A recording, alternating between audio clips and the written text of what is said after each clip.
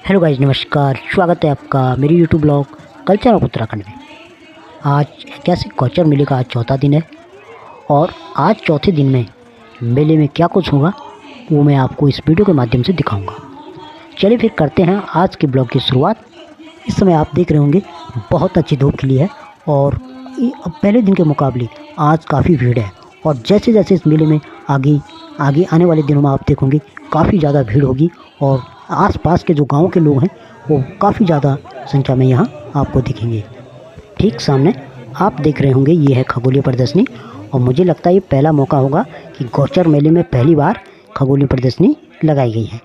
और खगोल विज्ञान के अंतर्गत किन किन चीज़ों का अध्ययन किया जाता है सामने आप देख रहे होंगे टेलीस्कोप। यहाँ पे मीडिया बंधु से बात कर रहे हैं, चलिए सुनते हैं क्या इसके बारे में पूरी जानकारी है। आप लोगों ने पहले देखा होगा या नहीं भी देखा होगा, क्या खास बात है स्काई वॉचर में, क्या इसकी विशेषताएं हैं, आपको सीधे लिए चल रहे हैं स्काई वॉचर के पास। और ये क्या चीज़ है, मेले में क्यों ये खास आकर्षण का केंद्र बना हुआ है और यहाँ पर जो प्रशासन ने व्यवस्था की है लोगों के लिए कि ये जो खगोल विज्ञान है उसकी जानकारी जो है यहाँ पर दी जा रही है वो किस तरह से है। आप सब यहाँ आए हैं, पहले तो अपना नाम बताइए और थोड़ा सा ये डिटेल बताइए कि आप लोग यहाँ कैसे पहुँचे। नमस्कार जी, मेरा नाम नीरज है। मैं स्टारस्केप से आया हूँ। ये हमारे पीछे बैनर लगा है तो स्टारस्केप ये पैन इंडिया प्रेजेंट है हमारा।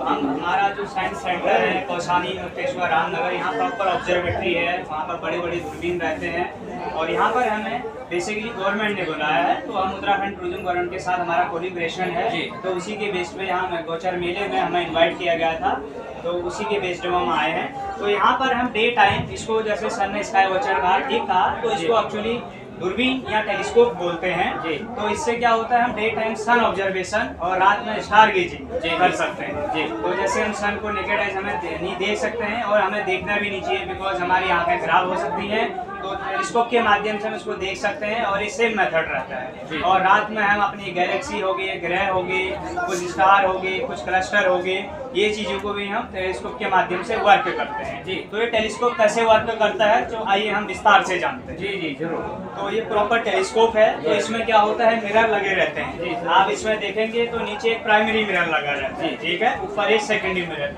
टेलीस्कोप क्या कर रहा है, कोई भी ऑब्जेक्ट की लाइट को कलेक्ट कर रहा है तो वो लाइट पहले नीचे जाएगी प्राइमरी मिरर में, वहाँ से रिफ्लेक्ट होके आएगी सेकेंडरी मिरर में। ऊपर लगा हुआ है, इसलिए इनको रिफ्लेक्टिंग टेलीस्कोप भी कहा जाता है। तो उसकी क्या इमेज बनेगी, इसको बोलते हैं आई पीस, जहाँ से हमें देखना होता है तो हम यहाँ से उसकी इमेज हमें देखने को मिलेगी, इसको इमेज हाँ जी। जैसे हम सन पे इसको पॉइंट करेंगे तो सन की इमेज आएगी, मून पे पॉइंट करेंगे तो मून की इमेज आएगी, ग्रहों पे इसको पॉइंट करेंगे तो ग्रहों की इमेज देखिए। जैसे रात में हम जैसे शनि ग्रह या प्लेनेट के हमें तारों की तरह ही दिखते हैं तो हम उनको पहचान नहीं पाते हैं, लेकिन जब हम थ्रू द टेलीस्कोप देखेंगे शनि के हमें छल्ले देखने को मिलेंगे, बृहस्पति के हमें बैंड और उसके मून देखने को मिलेंगे।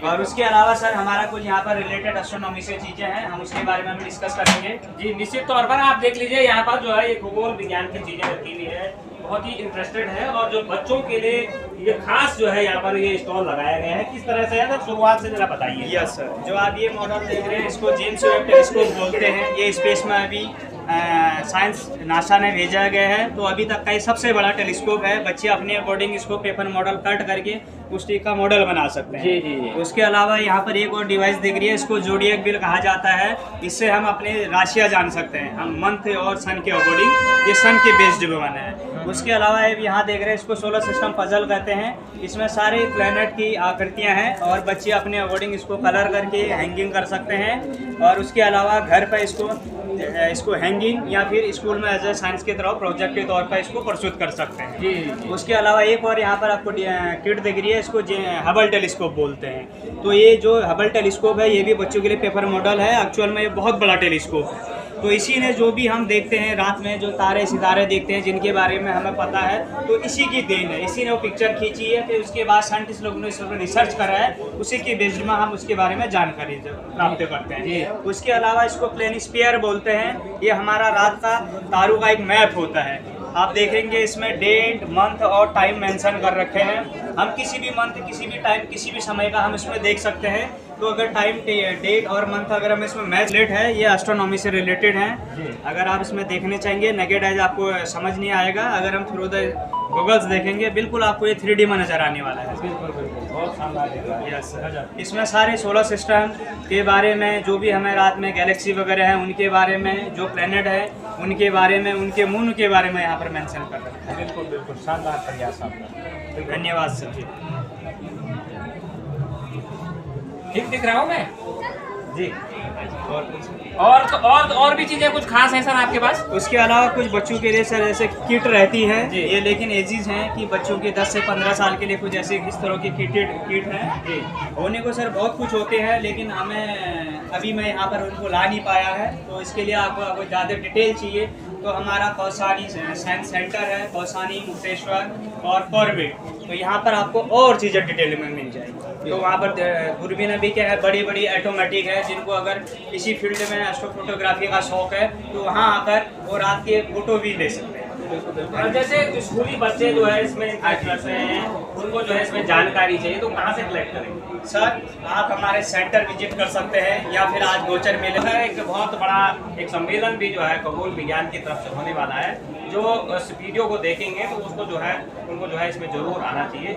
जैसे कि आप लोगों ने देखा है, ये पूरा जो है खगोल विज्ञान है, जिस पर जो है पूरी रिसर्च होती है, जिस पर जो है हमारा जो है तारामंडल जिसे हम कहेंगे उस पर जो है आधारित है, और वैज्ञानिकों की ये दिन रात की ये खोज है, बहुत बड़ी जो है ये रिसर्च है, और ये बहुत बड़ा एक इंटरेस्टिंग विषय भी है कि किस तरह से हमारे तारे चलते हैं, किस तरह से हमारा भाग्योदय होता है, ये सारी चीज़ें जो है इस तारामंडल पे ही डिपेंड करती है। तो गोचर मेले में ये खास स्टॉल लगा है, अगर आप लोगों को इसमें इंटरेस्ट है या आपके बच्चे जो है इसमें कोई जानकारी चाहते हैं तो आपको इस स्टॉल पे जरूर आना चाहिए।